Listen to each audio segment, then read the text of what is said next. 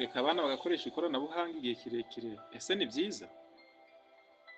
Siyansi kugeza ubu ntivuga rumwe ku ngaruka z'umwanya abana bashobora kumara kuri ecran za televiziyo, telefoni na mudasobwa.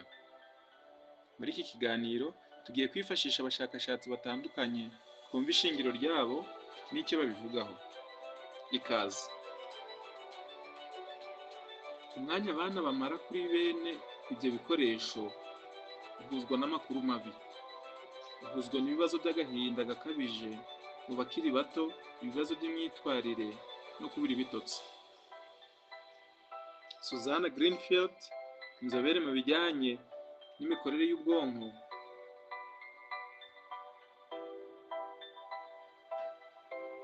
we avuga ko gukoresha interineti n'imikino yo kuri mudasobwa byangiza ubwonko bw'abana ndetse babyiruka adolescents. Nyuma ya 2013, Susan yagereranyije ingaruka mbi z'umwanya munini kuri ecran